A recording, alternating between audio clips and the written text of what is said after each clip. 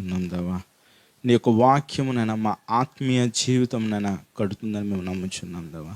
ఈ ఉదయకాల సమయంలోనైనా నీ మందిరానికి వచ్చిన దేవా, నీ యొక్క పిల్లలకి దేవా వాక్యమైన ఆహారాన్ని నాయన నీవు పంచిపెట్టమని యేసు పరిశుద్ధ నామంలో అడిగి వేడుకుంటున్నాం తండ్రి, ఆమేన్. అందరికీ యేసుక్రీస్తు నామంలో వందనాలండి. మరొకసారి మనం అందరము దేవుని సన్నిధిలో మోకరించడము, దేవుని సన్నిధిలోకి మనమందరం రావడం అనేది దేవుడిచ్చిన గొప్ప కృప మాత్రమే. దేవునికి స్తోత్రం.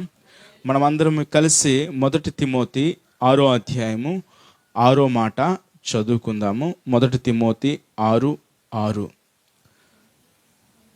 సంతృప్తి సహితమైన దైవభక్తి గొప్ప లాభసాధకమై ఉన్నది. దేవునికి స్తోత్రం. ఈ ఉదయకాల సమయంలో దేవుడు నా హృదయంలో పెట్టిన సందేశము భక్తి జీవితము ఏ విధంగా ఉన్నది. ఇక్కడ మనము లేఖనాలు చూసినట్లయితే సంతుష్టి సహితమైన దైవభక్తి, సంతుష్టి సహితమైన దైవభక్తి అంటే ఏమిటి అని మనం చూసినట్లయితే, ఒకటి భౌతిక సంపదన కోరుకోకుండా, లేకపోతే భౌతికంగా మనము కొన్ని ఆశించుకుంటా దేవుని యందు భయభక్తులు కలిగి ఉండడమే. దేవునికి స్తోత్రం.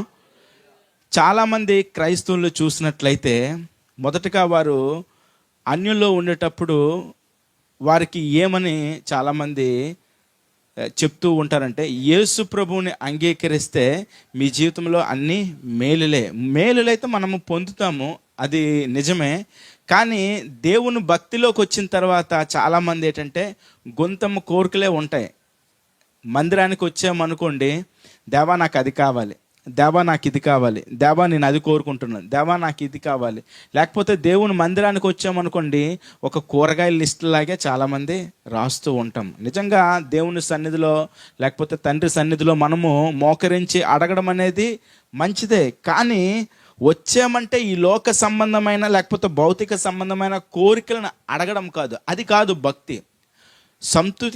సంతృప్తికరమైన భక్తి అంటే మనము కలిగి ఉన్నా కలిగి లేకపోయినా ఏ విధంగా ఉన్నా దేవునికి భక్తిగా మనము జీవించడమే భక్తి. దేవునికి స్తోత్రం. అదేవిధంగా రెండోది ఏంటంటే మనకు ఉన్న దానితో మనము సంతోషపడాలి. చాలామంది ఏంటంటే ఉన్నదాని గురించి సంతోషపడరు. కొంతమంది ఏంటంటే, దేవా ఈ పెంకిటిల్లు ఉంది నాన్న, దేవా ఈ యొక్క కమ్మలిల్లు ఉంది, దేవా నాకు మేడ కావాలి అని అంటారు. ఓకే, మేడ ఉన్న వాళ్ళు ఏమని అడుగుతారంటే, దేవా ఇంకొక మేడ ఉంటే నాకు బాగుంది దేవా అంటారు. గమనించండి, ఆ పాక పెంకిటిల్లు లేని కుటుంబాలు లేకపోతే జీవితాలు కూడా చాలామంది మనం రోడ్డు పక్కన చూస్తున్నాం. అదేవిధంగా ఒక్క ఇల్లు కూడా లేని వాళ్ళు కూడా మనము చూస్తూ ఉన్నాం. అయితే దేవుని యొక్క వాక్యము మనతో ఏమని మాట్లాడుతుందంటే, సంతృష్టికరమైన భక్తి జీవితం అని అంటే మనకున్న దానితో మనము ఆనందపడాలట.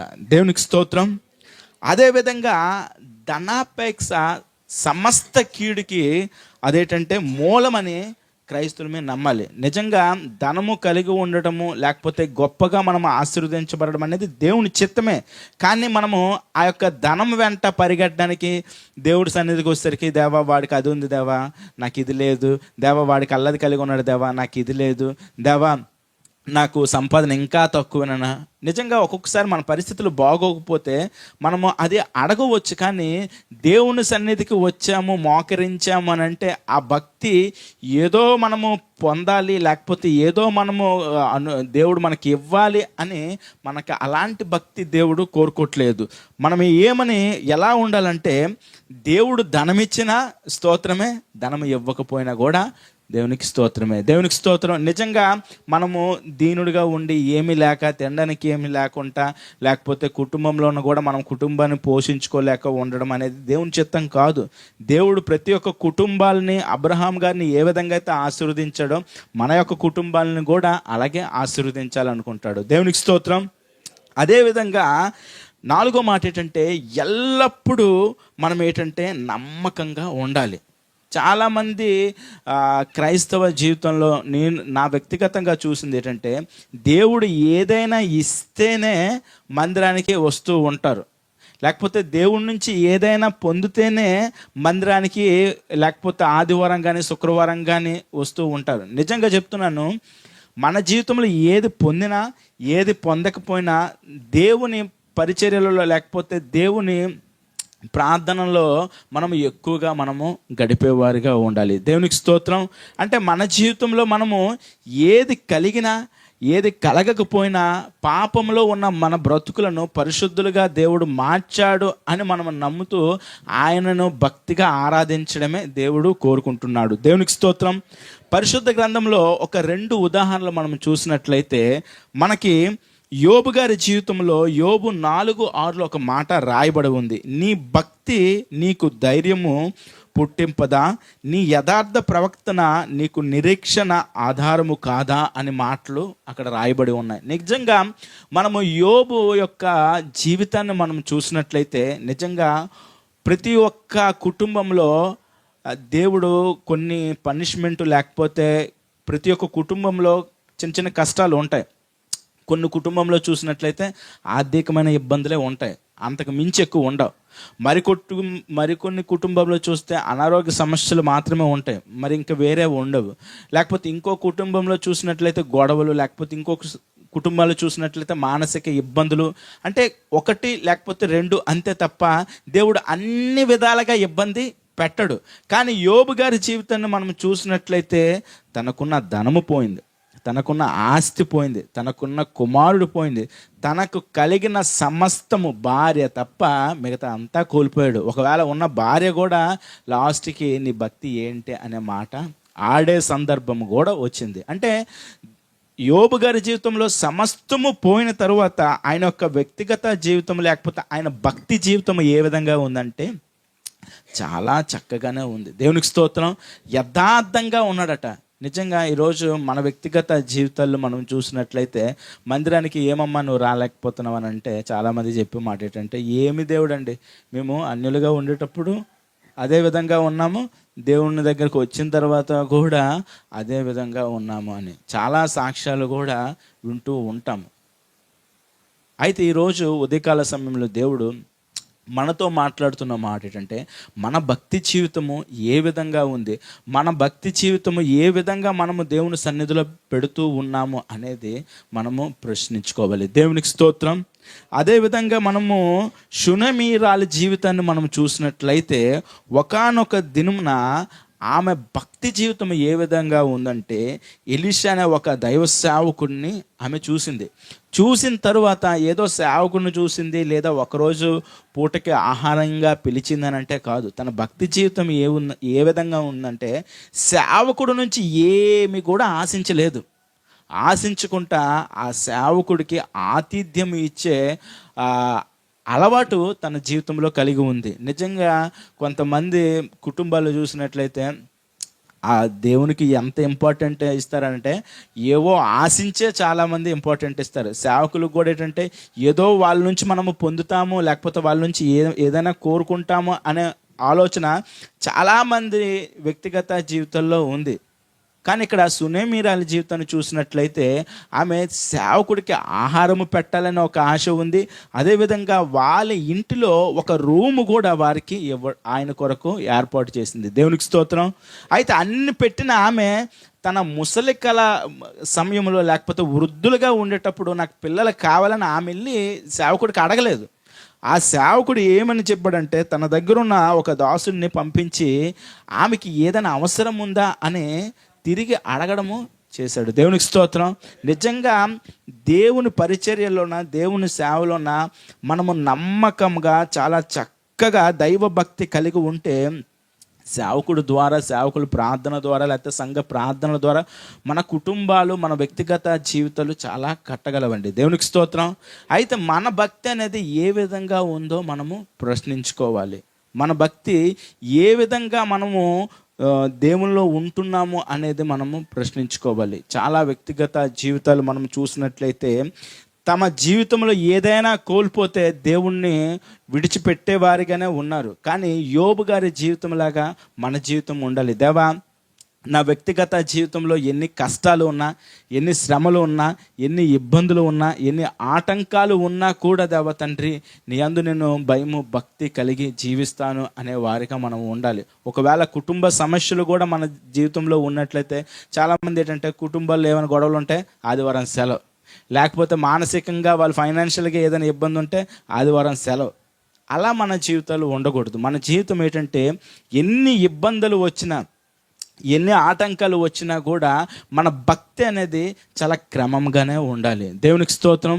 అదేవిధంగా మనము దేవుని పరిచర్యలోన, లేకపోతే దేవుడికి ఇవ్వవలసిన వాటిల్లో కూడా మనం ఏంటంటే ఏ విధంగా అయితే సునమీరాలు భక్తురాలు ఆమె ఏ విధంగా అయితే తన వ్యక్తిగత జీవితము సేవకులకి ఆతిథ్యం ఇవ్వడంలోన ఉందో, మన వ్యక్తిగత జీవితంలో కూడా మనము అలాగా ఆతిథ్యము ఇచ్చేవారిగా ఉండాలి. దేవునికి స్తోత్రం.